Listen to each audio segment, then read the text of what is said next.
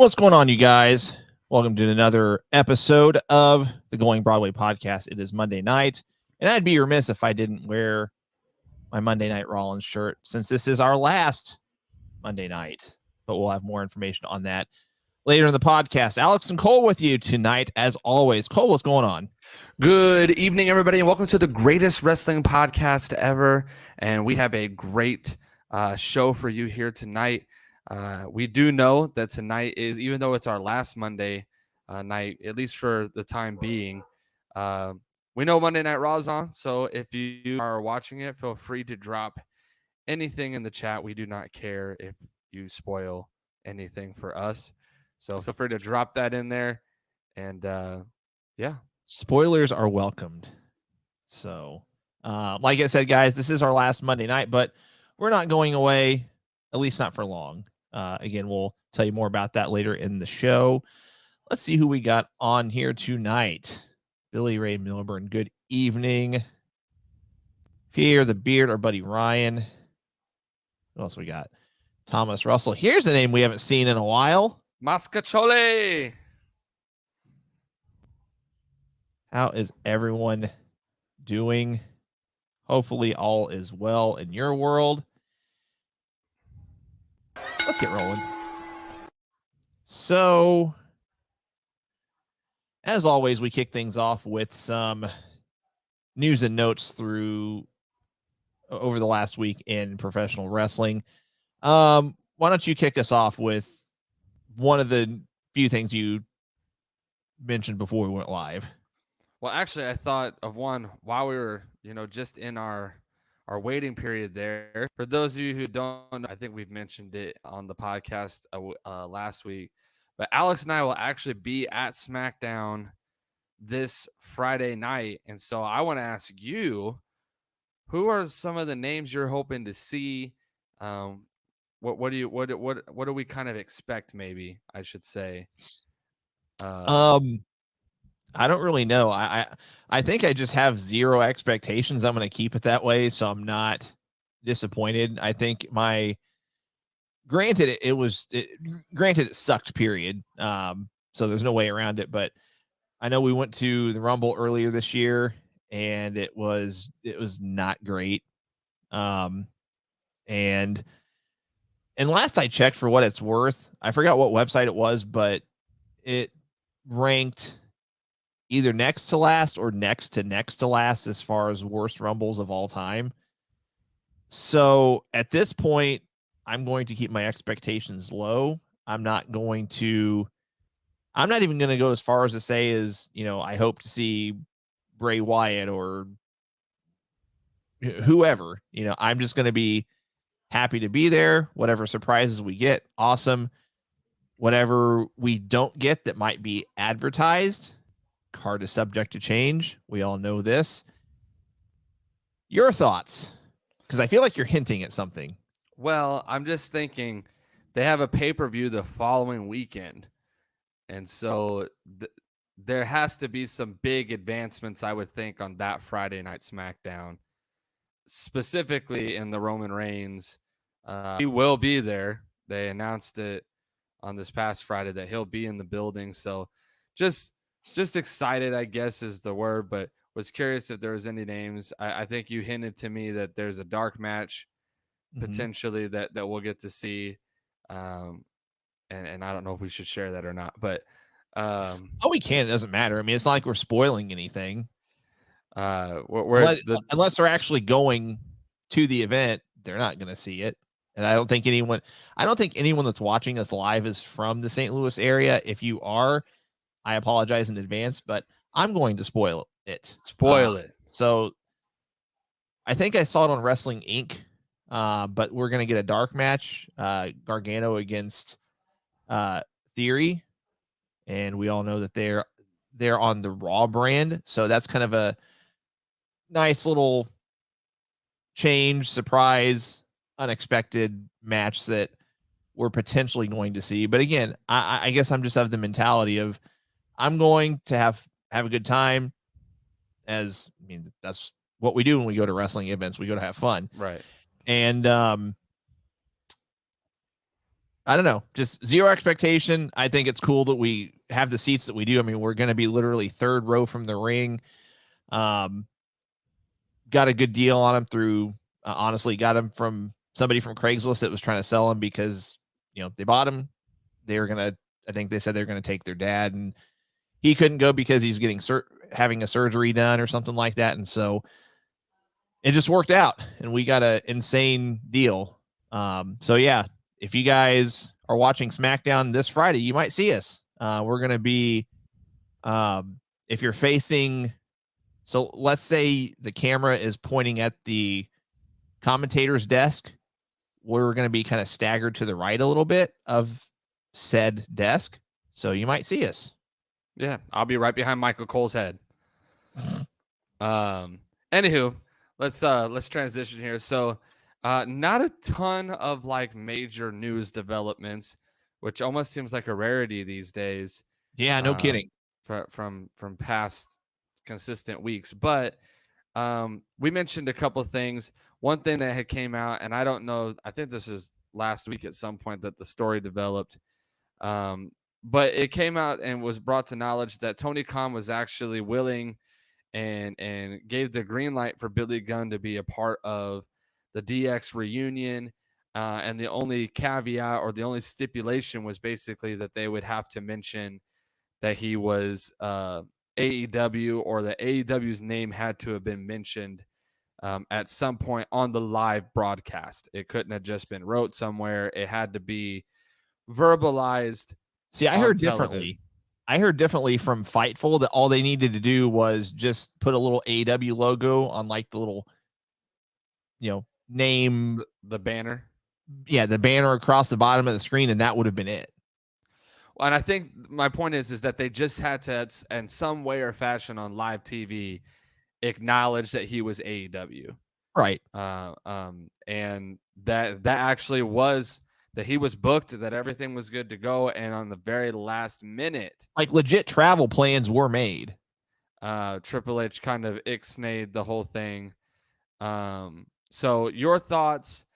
Was that obviously it wasn't like it's a huge missed opportunity as far as it wasn't a dream match or anything like that, but do you think this was silly on Triple H's part? Do you understand the rationale? Is this signs of there still maybe being what we would call a war between the two companies, a distancing of the two companies? Because before I mentioned, before the show, I mentioned it's not like they've not mentioned AEW on WWE programming before. Right. We've had Chris Jericho on the Stone Cold Steve Austin podcast where he opens up immensely about AEW. And it's not like it's just, hey, I'm AEW, let's talk WWE now. Like, he talks hardcore. Oh, yeah. And it's not just Jericho. I mean, Cody's been on it and, literally mentioned AEW by name. And so, anyway, to answer your question, I do think it was, no. Now, I should preface by saying we're going off what knowledge we have, whether it's correct, incorrect, somewhere in between. But if Triple H was really the one that nixed it or just didn't act on it because they didn't want to mention AEW in the banner, and if that's all it would have been, I don't know. I mean, I know we've really been building up Triple H lately with, just the immense changes and for the right reasons as it relates. I'm trying to say this, no pun intended. I don't think there's a way around it, but what is best for business, what is best for WWE, what is best for the fan base. Lately, he's made, almost batting 1,000 with making perfect decision after perfect decision, and in this case, I think he made the wrong one. I mean, if it literally all it was, hey, we just want an AEW banner alongside his name, and that's it. And if that's all it would have been, and if you would have thrown shade at him during the little DX promo just for fun, I'd have been okay with that. I mean, it's a one night only thing. It's just it's for fun, and it's a comical segment. it's supposed to be a fun segment, is what I'm trying to say. Right. And if literally that's all it was, again, I'm stressing this because we don't know for sure. But if that is all it was and they just didn't act on it because they didn't want to put an AEW graphic on WWE programming, I think they missed out. So what's interesting to me is if you would have asked me a couple months ago, I probably would have been on the mindset saying, you know, am I still here? Am I freezing? I can hear you, but your audio is kind of breaking up. Am I back? Am I back? Yeah.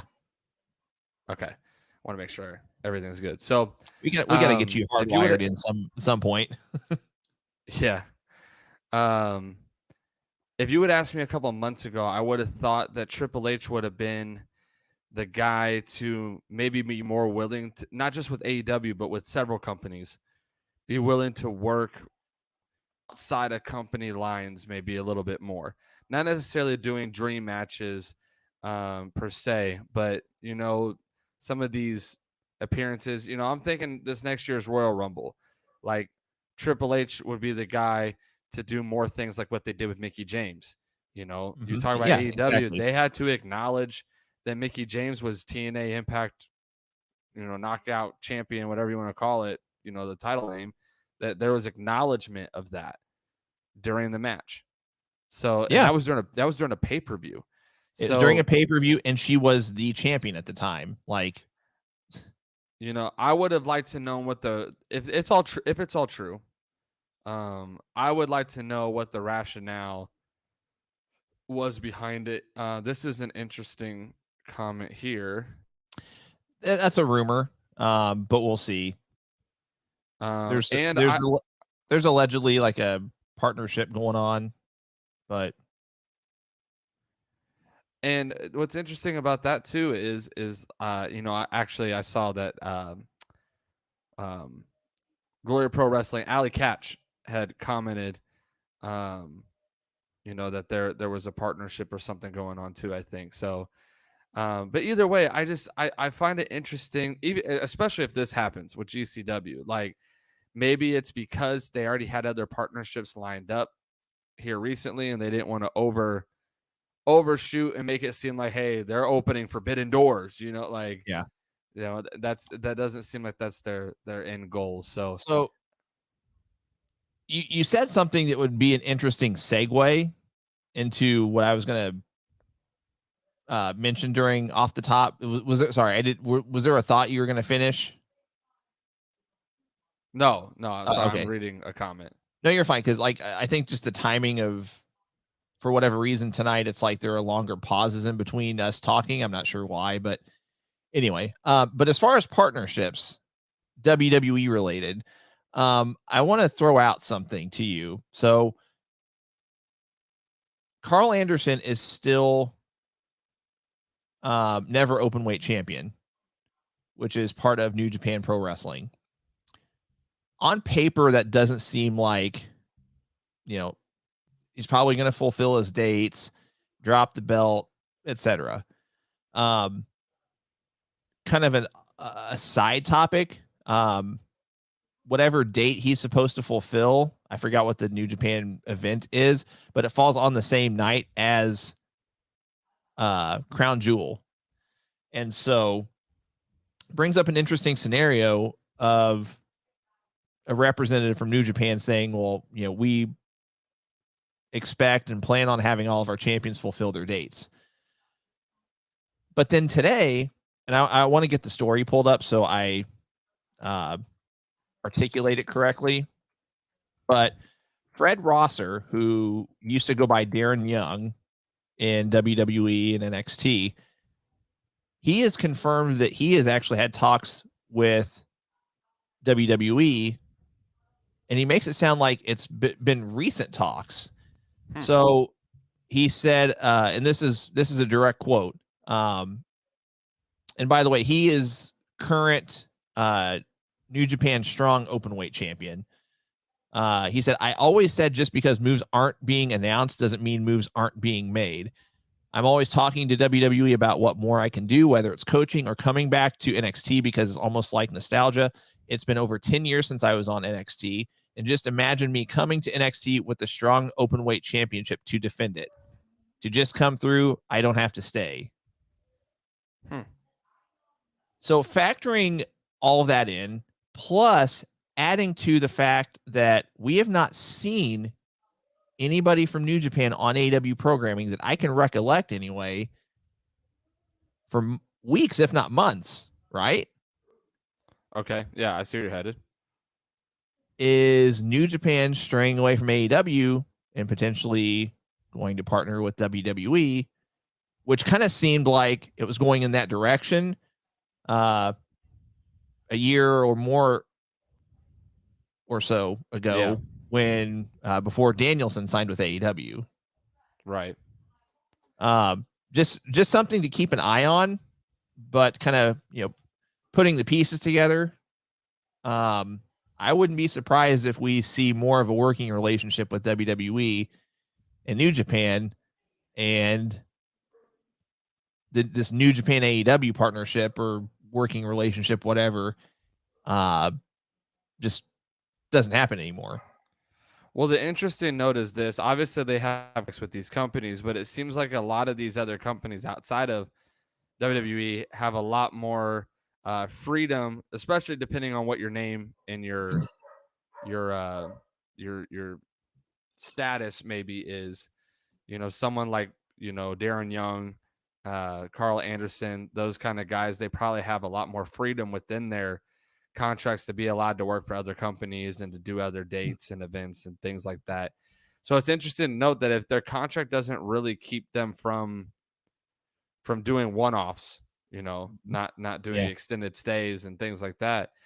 Once upon a time we saw Alex Shelley on an NXT taping and never saw him again.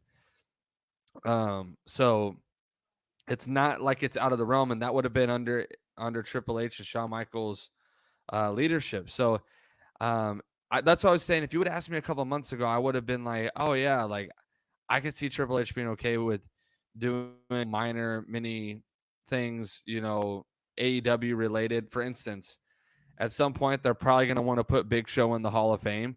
At some point they're probably going to want to put Mark Henry in the Hall of Fame.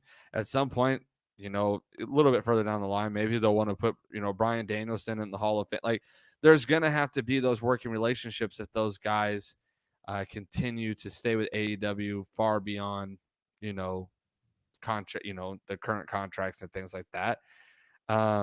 So you got to keep those things in mind, and he might want to work with some of those things. But now that I think about it, if there already is a working relationship with something with GCW or New Japan or whatever, you brought up a good story, and the fact of I am curious of what's going on with the Carl Anderson stuff. If he's booked for both dates and neither one of them is backing down on promoting their booking. Yeah. It kind of has you wondering, is there a story that's developing, obviously, a storyline within, the wrestling programs that's developing that's going to get him out of one of the other. Is there a chance that they fake an injury on WWE and have to replace the Good Brothers, or the match itself at Crown Jewel gets postponed? I doubt it. I think that the Good Brothers probably got paid a hefty check to come back to WWE, and it's worth maybe bailing on some other engagements. I think what's probably going to end up happening is they'll strip Carl Anderson of the title for no showing, and just crown a new person at their event. They'll figure it out. But that's an interesting note, which brings me to one more final thing. Obviously, in the mix of AEW and WWE, we've talked about the rumors of potentially and what it would look like, I should say, of CM Punk going back to WWE. Is this rumor true? How do we feel about it? Does it make sense? All of these different things. Did we lose you?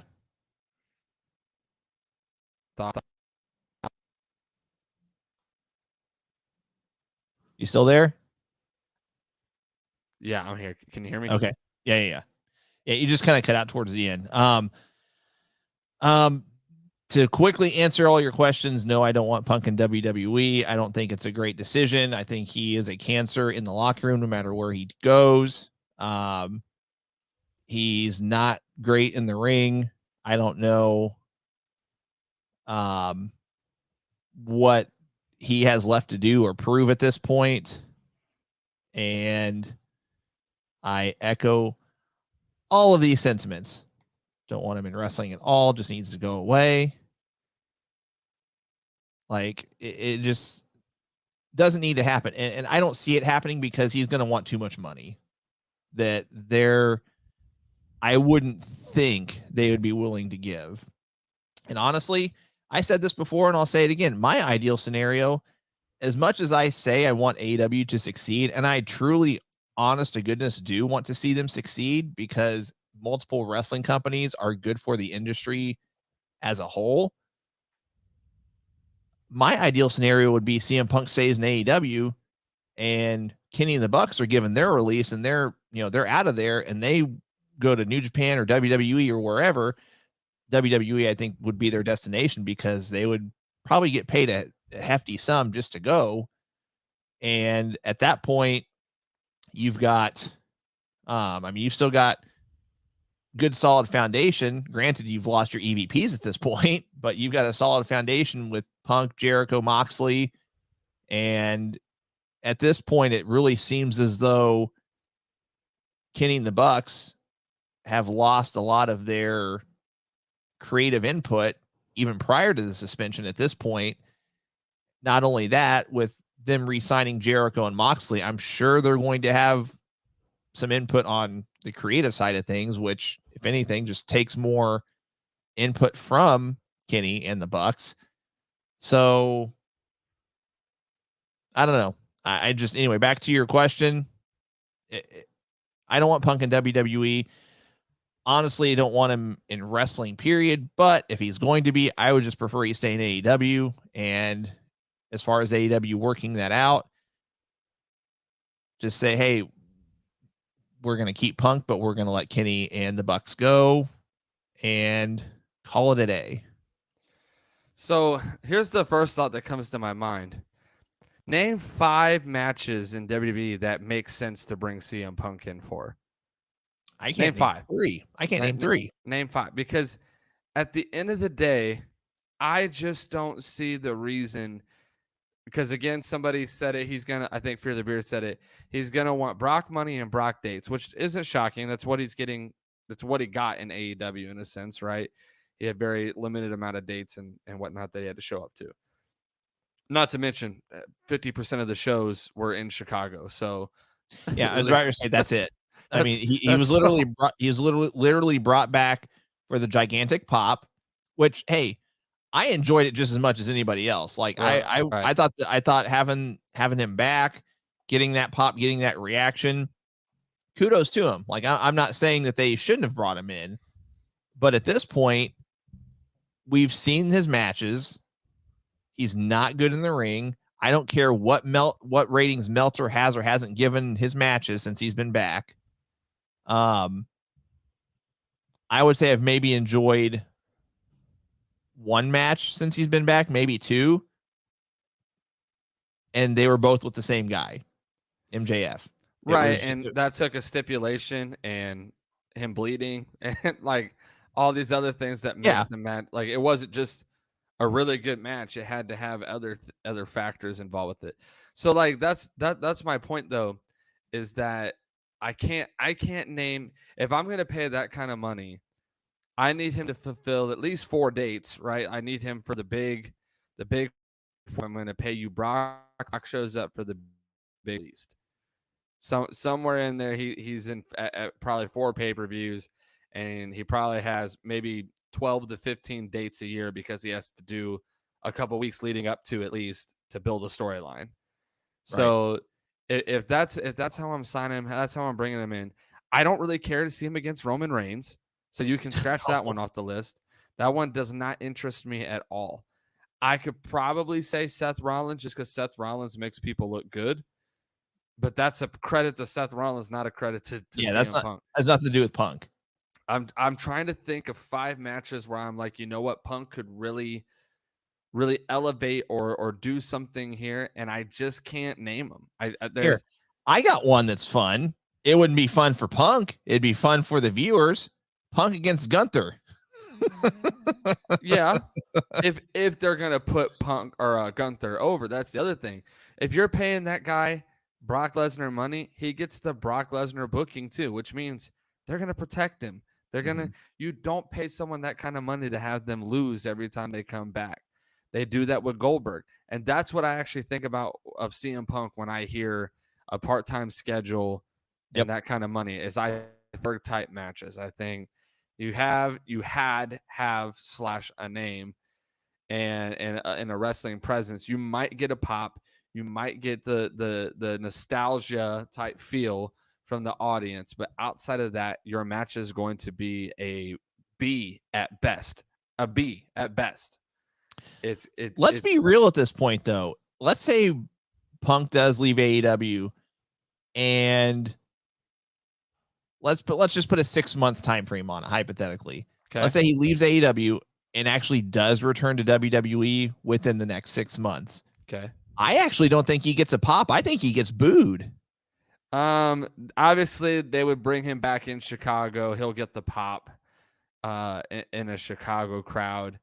And the only benefit I could see him being to them is for the Saudi shows, because I could see Saudi Arabia liking CM Punk. But does CM Punk want to make those trips? Because I know he's very a whole nother question. I was about to say, I know he's very vocal when it comes to just anything that's, remotely politically dramatic or whatever when it comes to wrestling related stuff, if that best way I can phrase it. But no, I agree though. I think your scenario is interesting, because if you bring, even if you have a 6-month plan for him, I can't think of a 6-month plan that makes some kind of sense other than everyone seems like they go through Seth Rollins to kind of break into the company or back into the company. So I just don't see how it makes any sense. Other than, again, I'm not interested in a Roman CM Punk match. Obviously, he was a Paul Heyman guy at one point in time, and you could try to play off that, but they've already done that with Brock. So it just kind of seems like a repeat storyline. So overall, you've already heard my mic drop on Punk. I think True Colors show. Like you said, when he got the pop when he first came back from AEW, I think it was a surreal moment because we all wanted to believe it was WWE's fault. We all wanted to believe it was Vince McMahon's fault, that Punk was justified in how he felt, and that he had dealt with his mental, demons, if you will, and was back in wrestling, and it was going to be so good. The True Colors show. And if we look back, all the things that WWE said about him, he showed all those same true colors in AEW, not 6 months into being signed with them. So I think if WWE is smart, they veer and stay away from CM Punk. I don't think it makes any sense. And just to kind of put a bow on it, you mentioned 5 matches. I'm trying to think of. Let's put it this way. Kind of a longer answer to your question. I can't think of any programs I would want to see. Like, not one. I wouldn't want to see a Punk Rollins program or storyline. As far as just one-off matches, like I said, I could probably say 3. I'm not going to count Punk versus Walter or Gunther, because that's not even fair. I mean, that would be the chop fest would be amazing, just for selfish reasons, because just seeing Punk take those chops would be hilarious. But I'm not going to count that one. As far as just one-off matches, again, him and Rollins, again, that's just anybody we throw out here is a credit to who he's going against, not Punk. But I would say Rollins, maybe Riddle. See, I was going to say Riddle, because if you brought Punk back, you could bring him back as the straight edge heel. Yeah. And you could have him go after Riddle for the 420 stuff. and probably AJ, and that would be it. And to me, the AJ thing, it dies off after the first match. No, that's what I'm saying. Like any of the, I wouldn't want Punk. I wouldn't have any desire to see Punk in any multiple match storyline program, whatever. Like I wouldn't care to see him in a tag or 6-man tag match to help build a further, main singles match that they're going towards. I don't care to see it. So that's where Dark I'm at. Side of the Ring season 9, the fall of CM Punk. Right. Exactly. That is what it is. Let's move on to our recap of Halloween Havoc. Now I'll preface by saying I've not watched any of this, and it's just a consequence of time of the year, season of life that I'm in, and I just have not had a chance to watch any of it. So I'm going to completely defer to Cole with what he thought on the matches, grades, etc. So there were a couple of dark matches. I don't know if these were even broadcasted, but it looks like Kiana James defeated Valentina Feroz, and then televised. And then Axiom defeated Javier Bernal, I guess. Big body Javi. So opening match. Again, I posted this on our Discord. Credit to Cole. He predicted this correctly. Wes Lee wins the NXT North American Championship match. Ladder match defeating Carmelo Hayes. Oro Mensah, I think I'm pronouncing that correctly. Von Wagner and Nathan Frazier. Thoughts on the match itself? Actually, I could argue this was match of the night. Okay. I could argue. Great kickoff match because it was a lot of excitement, a lot of big things. Couple of highlight spots for me. One, Von Wagner throwing Wes Lee from the ring onto the announce table. That had to have hurt. It looked rough because Wes Lee's, he's also tiny, so he just like bounced off that table and hit the ground, and it was rough. Also, a note: Von Wagner about took a fan out with a ladder on accident. There was a spot where he was trying to put the ladder on the ring apron and the barricade, because eventually he ends up getting laid out on it, and Nathan Frazier does like a frog splash onto him onto the ladder. The ladder was stuck underneath the ring though, and so as he's trying to unjam it, he's pulling the ladder up, and it almost hits a fan in the face. Like you see it on TV, it's like close, and some of the fans go, "Whoa, whoa!" And the referee was trying to like stop him from, accidentally. He just wasn't paying attention. He almost cracked the fan in the face of the ladder. But Nathan Frazier, big ups to him in this match. He had a lot of great spots. Wes Lee, a lot of great spots. Von Wagner was just kind of the big man in the match, and so he kind of fit in where he needed to. But they had a Robert Stone and Trick Williams showdown on the ladder, which was obviously fun to watch.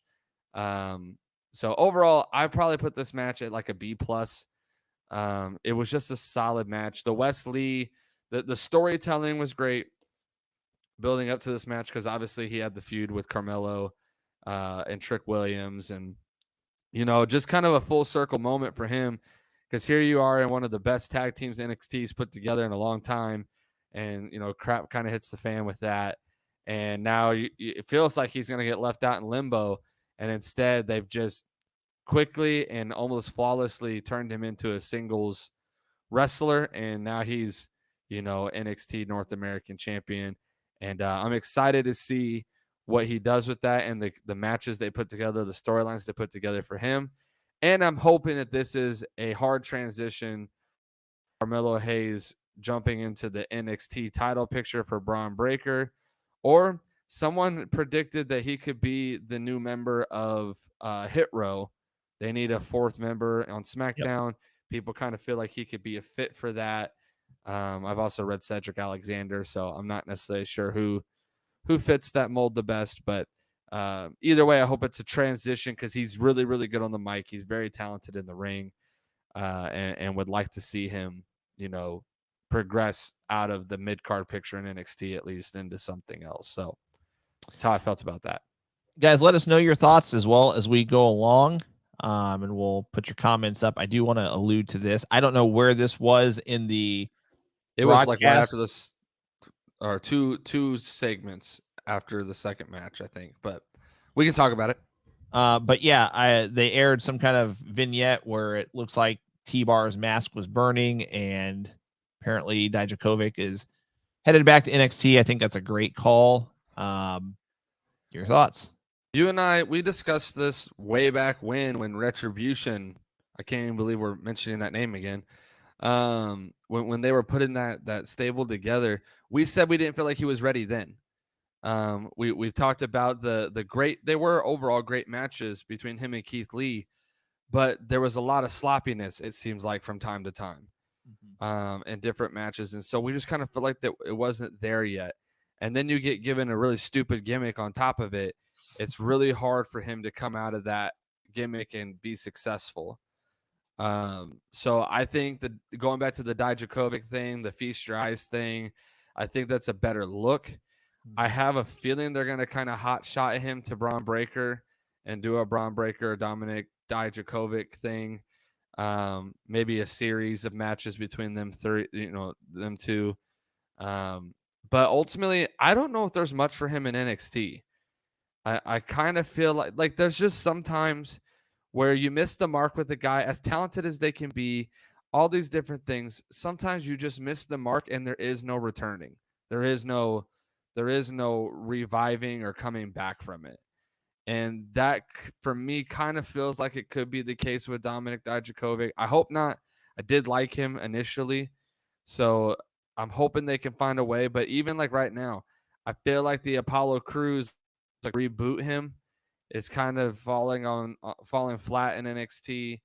But sometimes you get a win, sometimes you don't. So we'll see what happens with it. But overall, it's a better move than leaving him in catering.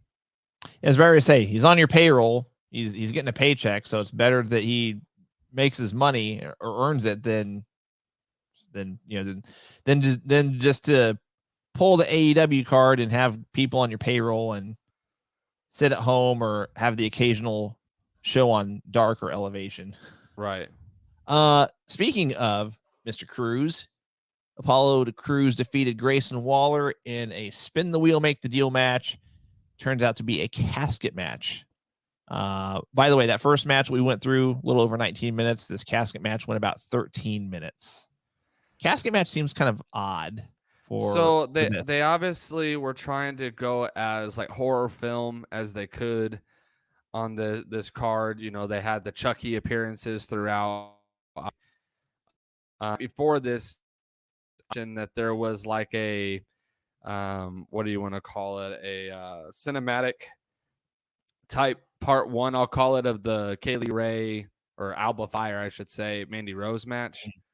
Because they showed up at like a haunted house basically, and they did a whole like cinematic thing, and then ouch, I just flicked my mic into my mouth.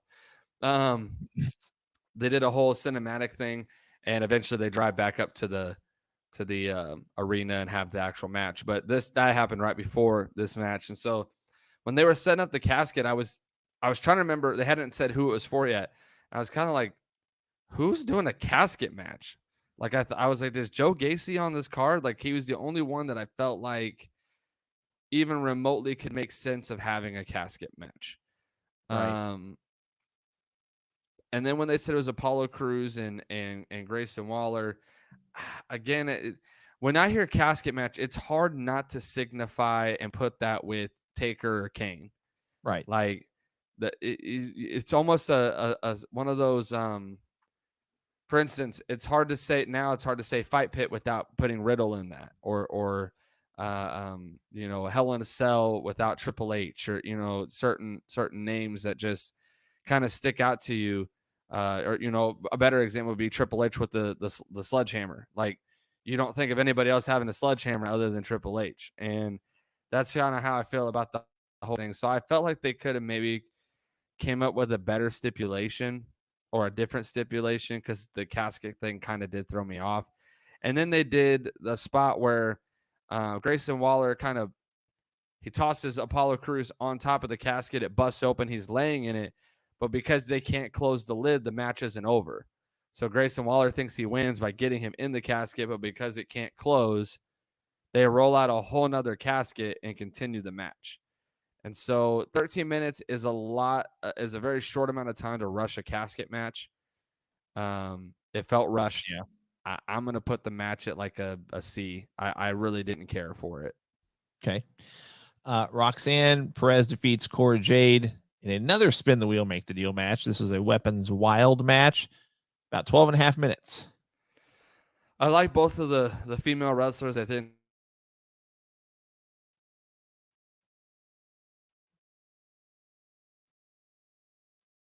then to actually feeling heelish and just believable in that character. And Roxanne Perez kind of feels like that next very, very baby face female wrestler, you know, kind of how Bayley was when she first came up onto the roster. Mm-hmm. Just very, very Charlotte Flair when she came up onto the roster. Very, very baby face. So I think they got some good things going with them. Storytelling was great in this. At the very end of the match, you know, Cora says to her that they were never friends, and actually you see Roxanne Perez struggling to do certain things because she had a friendship with her, and so there was just some good storytelling. They went up to that top balcony spot, and they both fell from it and went through a table. So good match, maybe a little predictable, but that could just be from the inexperience of having that kind of a caliber of match. You know, I don't think either of them have been in such a match before.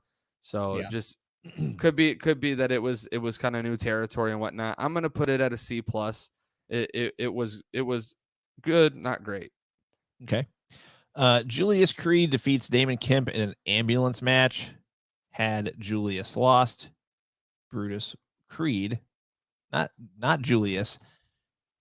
Had Julius lost, Brutus, other half of the Creed brothers would have had to leave NXT.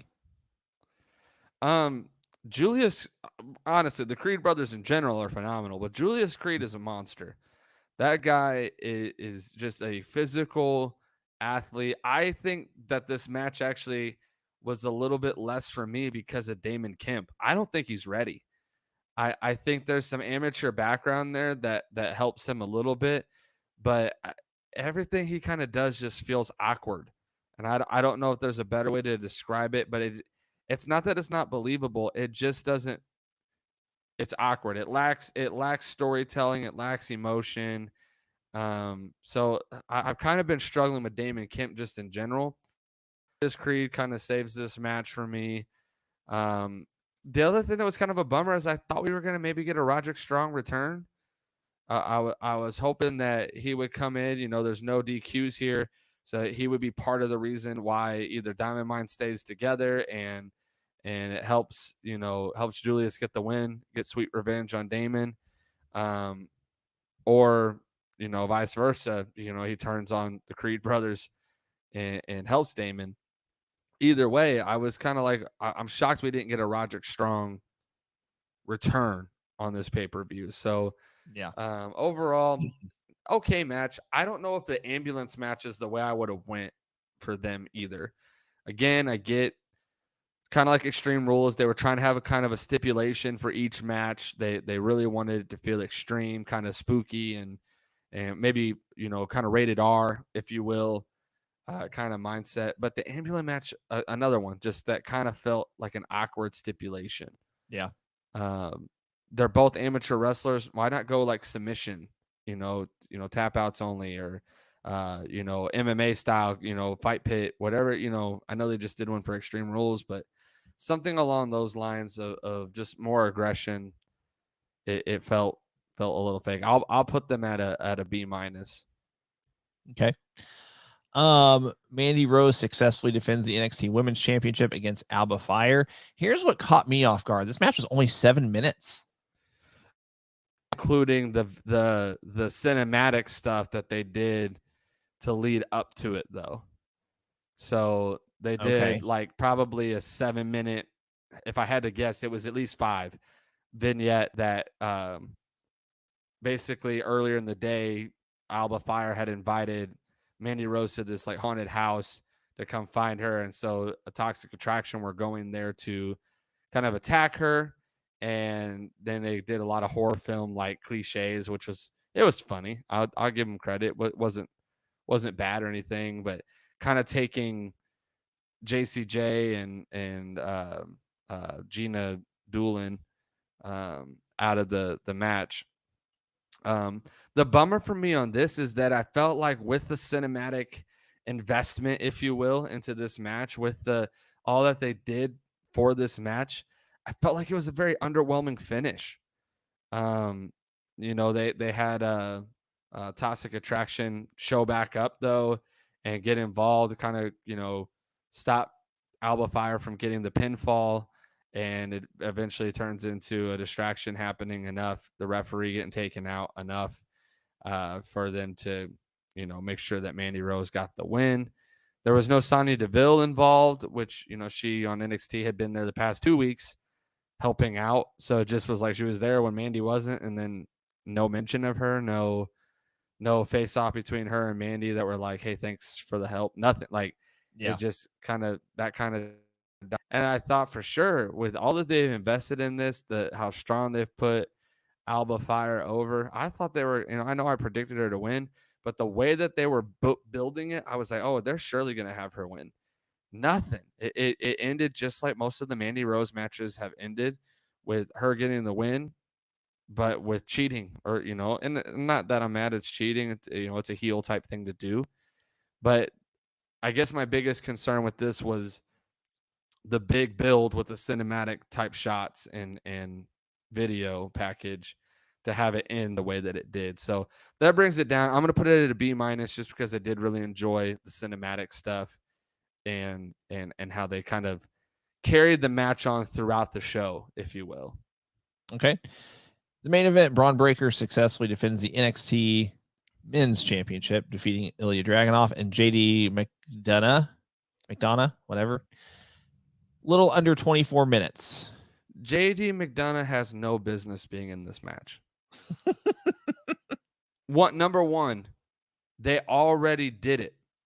Him and Braun Breaker have already fought. They've already had their match.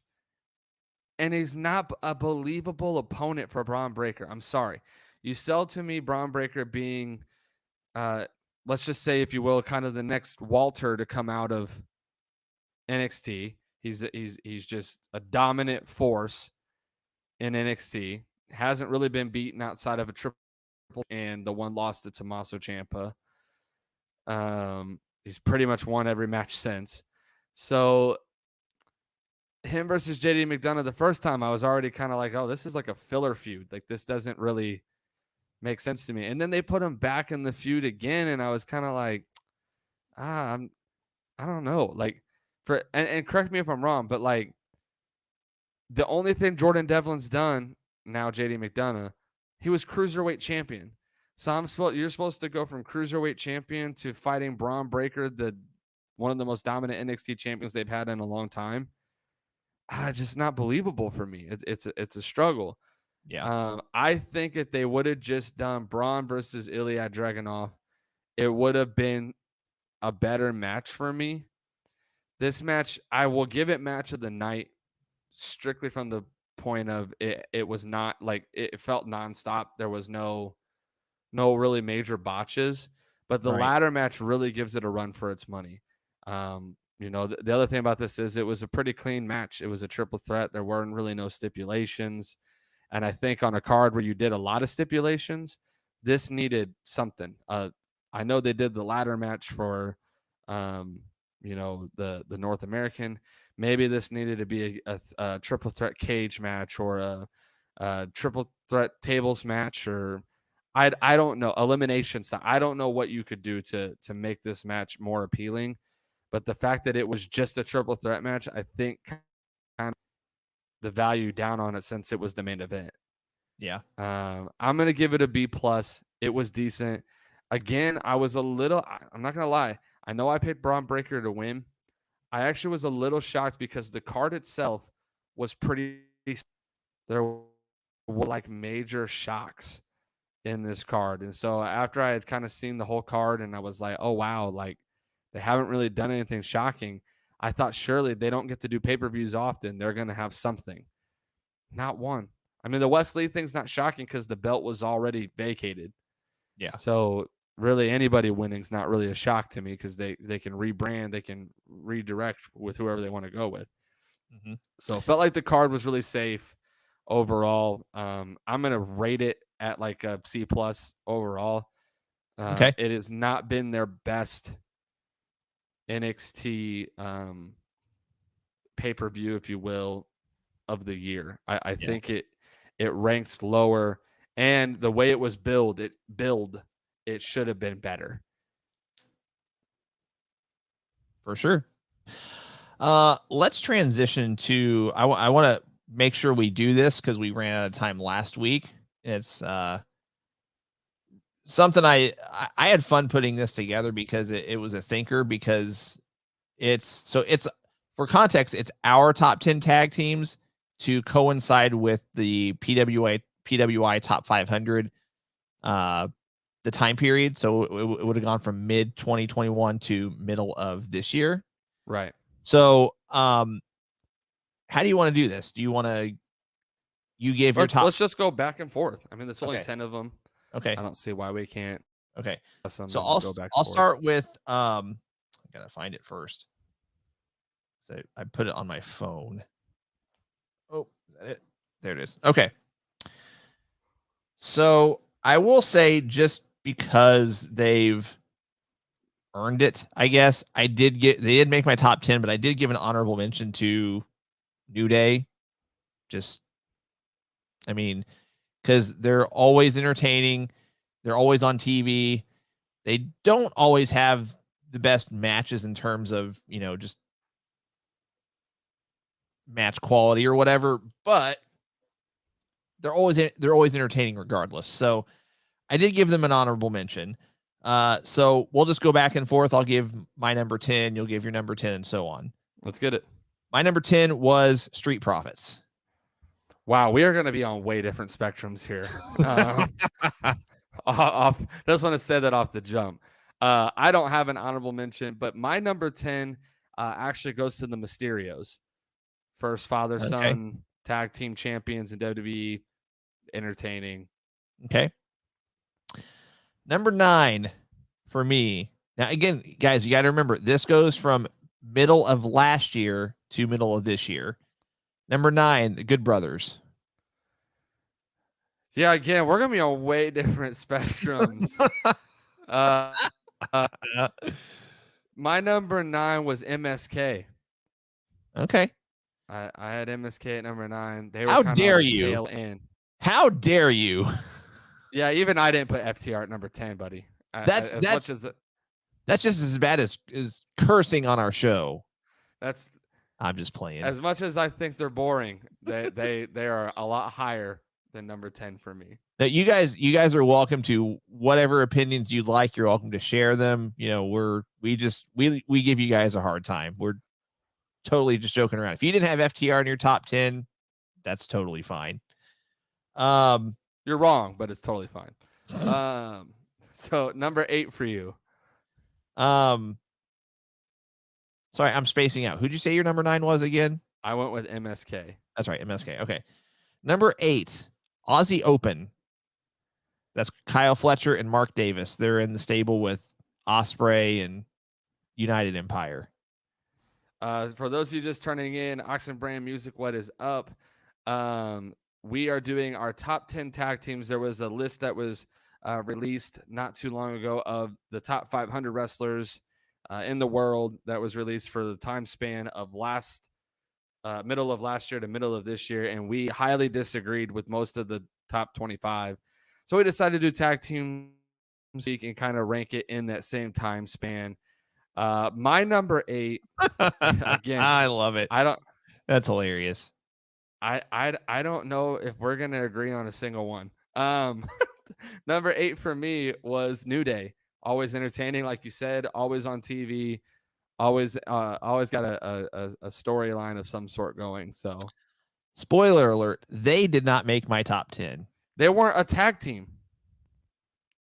They just became a tag team like 3 months ago. Number 7 for me, Lucha Bros. Okay, well, at least we have one that's on the same list. That's your 7, right? So my Yep. number 7 is the Street Profits. Again, Okay. always on TV, always got a storyline, always entertaining. Okay. Number 6, even though they are no longer a tag team, in fact, they're feuding, Jungle Boy and Luchasaurus. Wow. Can I just spoil alert you and let you know that they are not on my list? My number 6 is the Briscoe brothers. Okay. That's fair. ROH tag champs during that time. Into the top 5 now. My number 5, RK Bro. Okay. My number 5 actually is the Young Bucks. Okay. My number 4 was the Briscoes. Okay. My number 4 was the Lucha Bros. Okay. Because who knows? They might have been tag champs still had Ray Phoenix not broke his arm. Yeah, I'm still convinced that was not a planned title change. Yeah, they had to have called that. Yeah. I'm pretty sure for the rest of our list, we're going to be pretty close. 3, I had the Bucks. So 3, I had RK Bro. Okay. My number 2 was Usos. Wow. I can't believe this. Okay, so FTR is my number 2. Okay. And we're going to have them reverse. My 1's FTR and your number 1 is Usos. Yeah, because they're the 1s and everybody else is the 2s. You know? All right. So, and I actually don't kind of hate me. Thomas, I actually kind of figured our top 5 was going to be pretty similar, but outside of that, I remember thinking at the time we're probably going to be on different wavelengths for the second half of our top 10. But for the most part, I mean, we both had FTR, Usos, the Bucks in our top 5. RK Bros in our top 5. Lucha Bros didn't make your list? They did. They were number 7. Oh, okay. Yeah.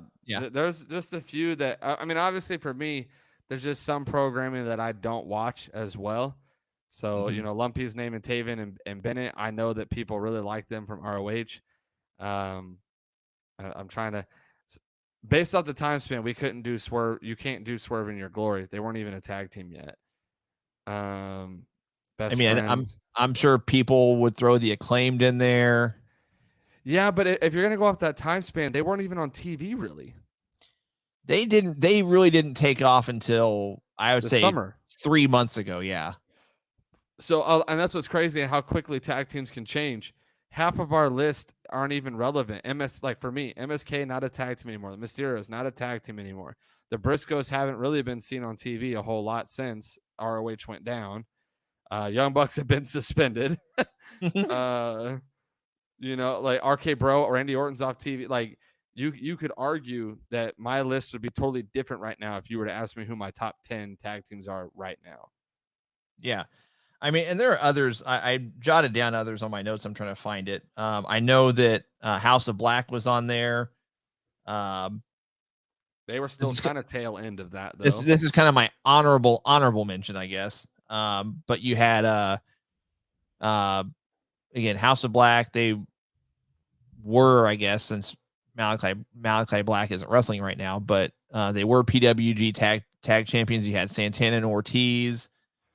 See, I saw a list that had Santana and Ortiz like in the top 3, and I was like, how? No.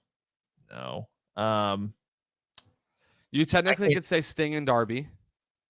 Well, yeah, I guess. They were tag teaming during that time. I can't seem to find it, but I mean, I know you had. I just said Santana and Ortiz. I mean, you had Red Dragon. They didn't win any belts or championships, but I mean, they reunited as a tag team. Gosh, I really want to find it because I remember jotting down like a bunch of tag teams, and then I wanted one as my honorable mention, which was New Day, and then I had my top 10. That's fine. I can't find it, but either way, there you have it. That was our top 10. And guys, if you ever have any recommendations as far as top anything you want us to put together, feel free to post it on our Discord. You can post it under our fan mail channel or thread, whatever you want to call it. I mean, you can post it wherever on our Discord. We use our Discord quite a bit as far as suggestions, input, etc. So feel free to check that out. But for now, I'm going to give you some Lord Alfred Hayes. Promotional consideration paid for by the following. First off, just a reminder, you can check out the Going Broadway podcast. Moving forward, we're going to be live every Sunday night. Now that's starting November the 6th, I believe. I think that's a Sunday. Yeah, Sunday, November 6th will be our first Sunday podcast. We will not have a podcast next week, the week of Halloween. Just my schedule is crazy for the next week and a half or so. And we had talked about possibly pre-recording something and then posting it, and it's just not in the cards, unfortunately. So again, no podcast next week. The week after that, we are moving to Sunday nights. Same time though, 8 p.m. Eastern, 7 p.m. Central. You can check us out on Facebook, check us out on YouTube, check us out on Twitch. We are live on those 3 platforms. You can also check us out on Twitter and Instagram. Please be sure to like, subscribe, follow on all of our platforms. And if you can't catch us live, unfortunately, I know we can't accommodate everybody's schedules. I mean, that's just part of adulting. We've the old Heath Slater. We've all got kids kind of situation and extracurriculars and stuff like that. I thought you said you weren't going to be here. Come on now. He's a heel. He lied. No, we appreciate you tuning in, even if it's late. We appreciate anybody that tunes in at any given time. But as far as moving forward, yeah, Sunday nights are what we're going to be shooting for. And if we need to change at some point due to scheduling, we will, and we'll keep you guys up to date on that. We are also, as we've said before, we're on Pro Wrestling Tees, prowrestlingtees.com/Going Broadway podcast. We are running a promotion right now. For any t-shirt that you buy between now and December 31st, you are entered into a free giveaway. I guess it's not technically free. You're entered into a giveaway to win a belt from us. And that is 1 entry for every shirt. So if you buy 3 shirts, you get 3 entries. If you buy 10 shirts, you get 10 entries. There's no limit whatsoever. So you can check that out. Pro Wrestling Tees also runs promotions themselves very frequently. So that also applies if you purchase shirts during a 20% off sale that they do. I know they run a lot this time of year. They just had one actually. Actually, it might still be running. Let me check real quick. Maybe it stopped. 20. Yeah. That ended this afternoon. But that being said, if you ever want to purchase a shirt or multiple shirts and you do it during a 20% off appreciation sale or holiday sale, whatever they do, you're more than welcome to do so. And you still get your entry or entries. We still are planning on, we are still planning on having our belt raffles. Probably do the next one in December. Early to mid-December, but we are taking a brief pause on those, and I will let Cole take the floor and tell you why. So we are officially set. The date is set. All of the information has been put out for our first WWE 2K gaming tournament.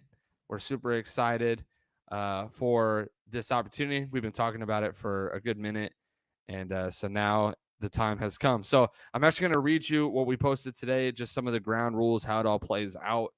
And for most of this week, it's only open. The bracket, I should say, the signups are only open to our Patreon members first. We are giving them first dibs on slots because it's first come, first serve on your choice of wrestler as well. So if you are a Patreon member or you become a Patreon member this week, you will get first dibs on signing up and selecting your wrestler of choosing. So if you're like, hey, I got to have the tribal chief, you might want to become a Patreon member, and that is for any tier. Yep. As well. So any tier, you'll get first dibs. It is first come, first serve from that standpoint. So there's that. But let me read this to you. We are doing 16 team brackets. There will be a bracket for Xbox and a bracket for PlayStation. So when you sign up, you will need to let me know what console you are signing up for as well. You are guaranteed, this is important to understand, you are guaranteed 2 matches. That does not mean that there is a lose bracket. It is 2 matches. It is not double elimination. It is 2 matches, which means that if you lose the first round, you will get a chance to wild card back in by fighting in a 8-man battle royale. So the first round losers, I hate to say it that way, but you lost. You will be entered into a 8-man battle royale where the winner of that match will get to fight and challenge the winner of that tournament one-on-one. The winner of that match will then be the winner of the tournament and win a belt. Well, now time out a second. I want to clarify something real quick. So let's say you have a scenario where the person who wins the tournament hasn't lost at any given point, goes up against the winner of this battle royal. What if the winner of the tournament loses whoever won the battle royal? They lose. It's not double elimination. You're just guaranteed 2 matches. Okay. So if you win round 1, you're definitely going to get a second match. If you lose round 1, you're going to get a second match with an opportunity to wild card in, because beating 8 people is going to be hard. And so you won't have an easy road either to get into that match. So that is the way we're doing it. So 2 matches guaranteed. Those who lose the first round will be eliminated or will be entered into an 8-man wild card battle royale. The winner gets to challenge the winner of the tournament, and the winner of that match takes all. Entry into the tournament is $15 a spot, and your wrestler selection is done on a first come, first serve basis. And there, I will say this more than once, there are no refunds. Absolutely no refunds. Once you've paid, you are entered in. You will need a Twitch account to stream the matches and to post the links so admins can watch the there's no cheating. There's nothing happening that's against the rules. No cheat codes. No shows. No shows, quitting matches, or loss of connection will result in forfeit of the match. We recommend that you have good Wi-Fi connection or hardwired into your modem. Again, there are no refunds. So if you lose connection, I'm sorry. You've been warned. You will forfeit the match. That is just the way that it goes.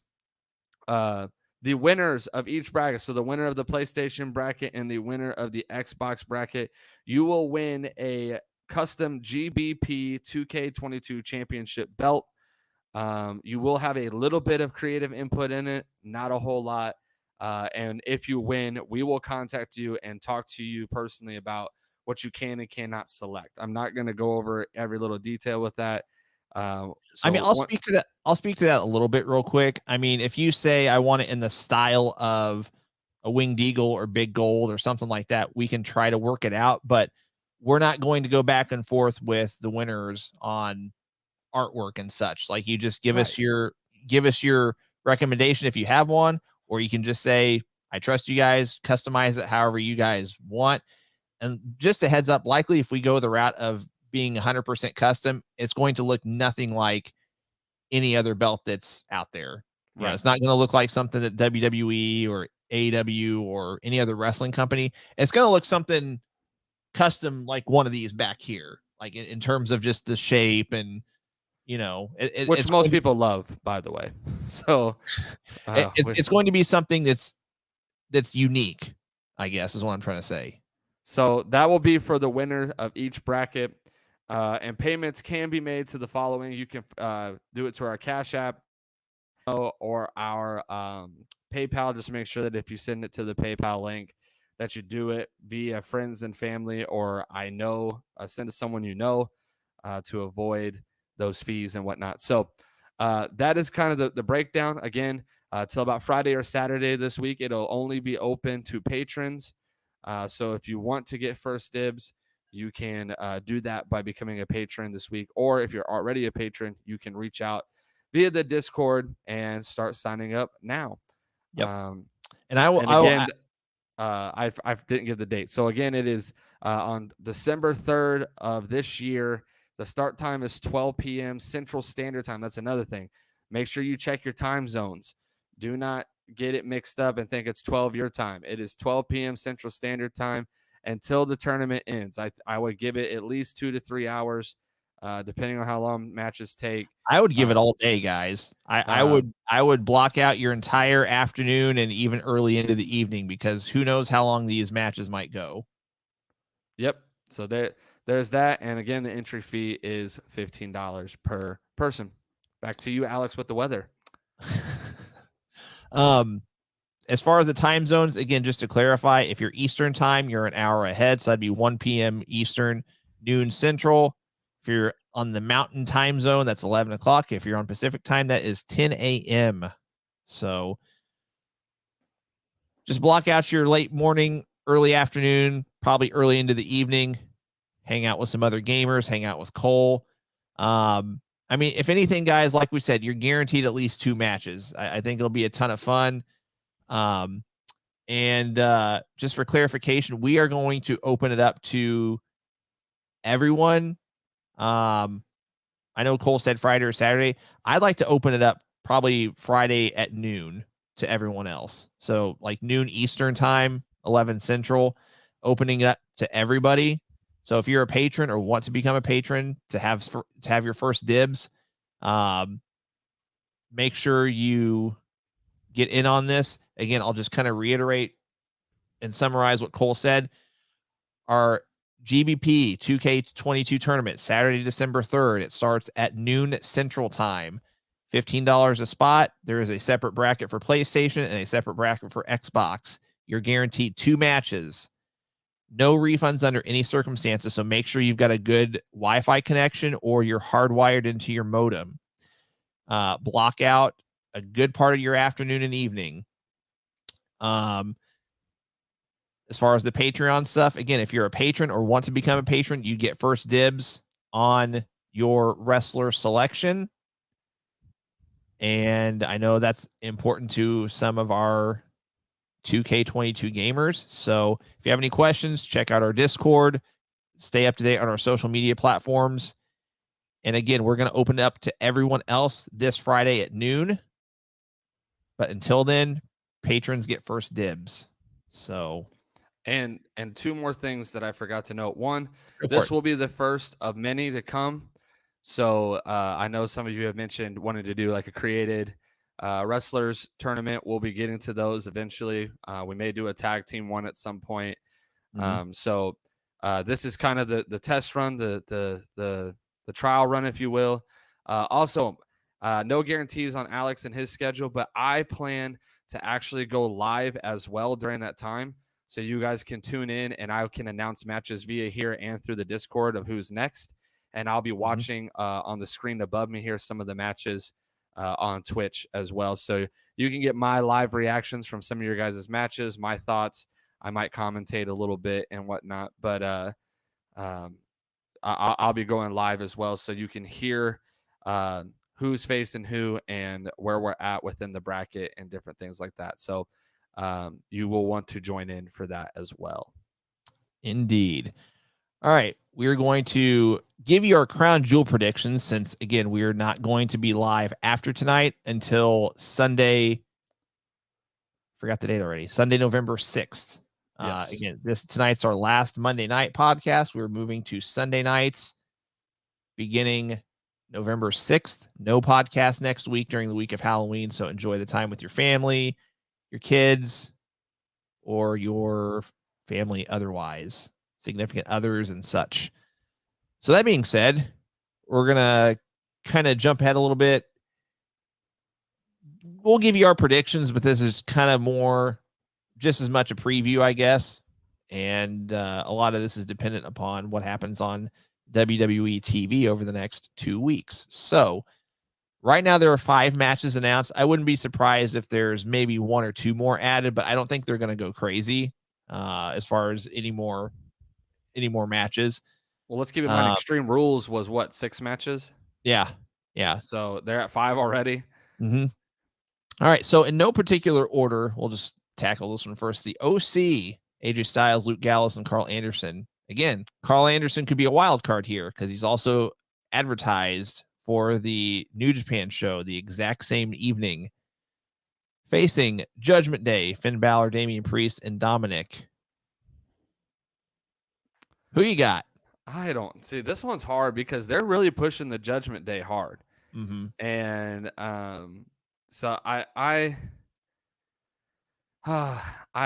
it's hard for me to say that AJ and the OC are going to take a loss here with them also just debuting back in the company. It's AJ. AJ's already lost to the Judgment Day before. Mm-hmm. I'm going to say AJ Styles and the OC get the win.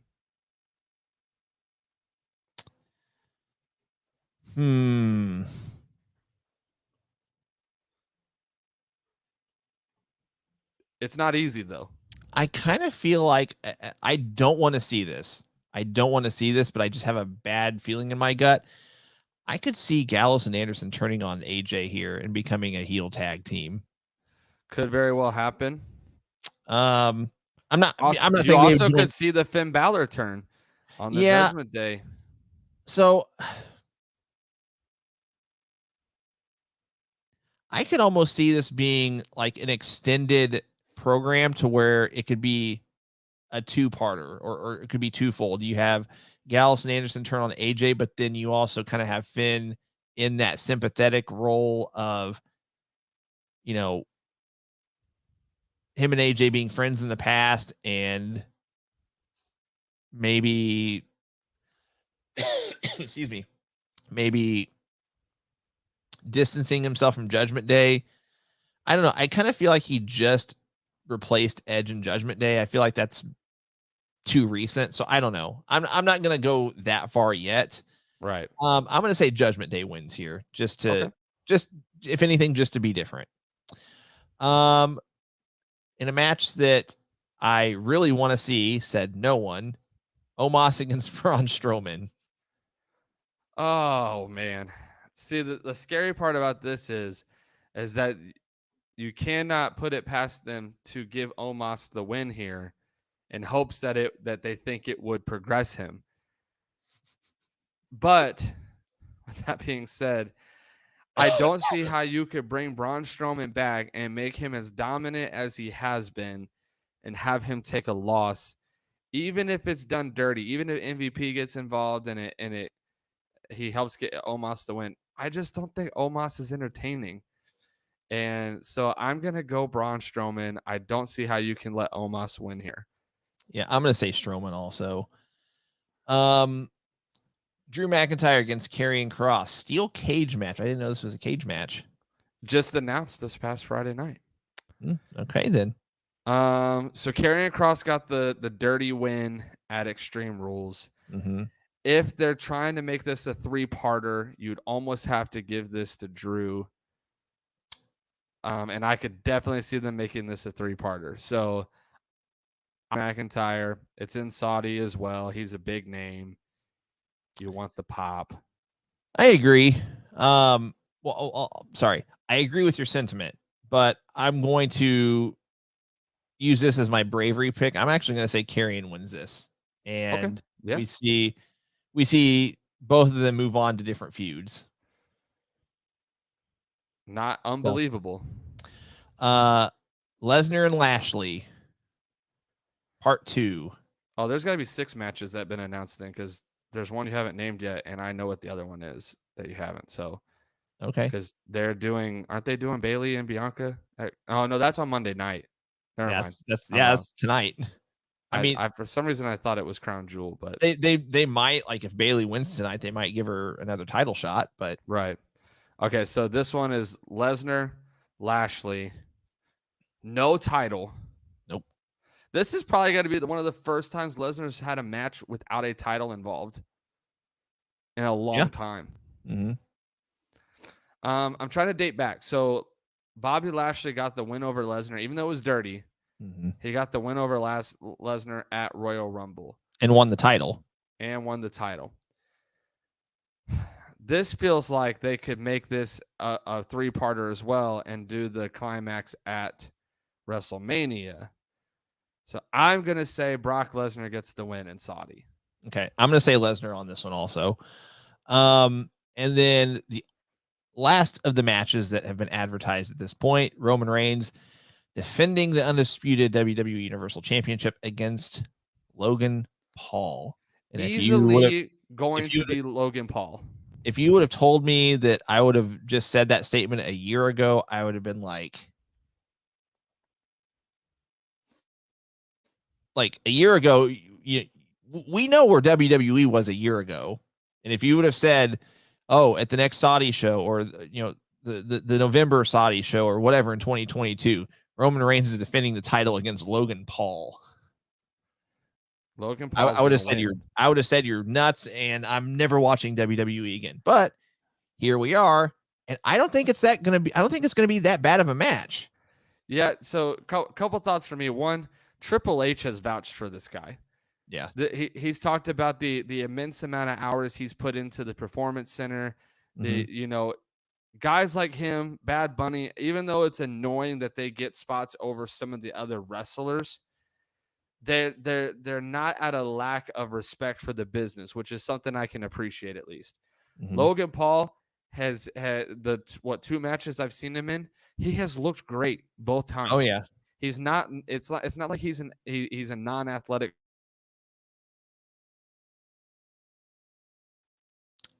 Cole, we lost you. Check. Am I back? Yep. Okay. I want to make sure. You're good. I can see myself freeze. So Logan Paul, he's got a believable look. He's good on the mic. The fans love to boo him. Although I wouldn't be shocked if he gets a pop in Saudi. Either way, he's got Triple H's respect. He's good. Like I said, he's good in the ring. And obviously this was to sell tickets.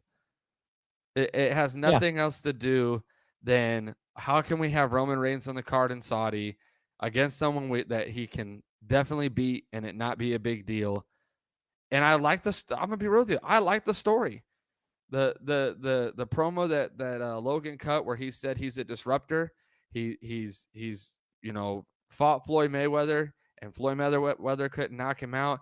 That in every business that he goes into, everything he does, he's the underdog and he comes out on top.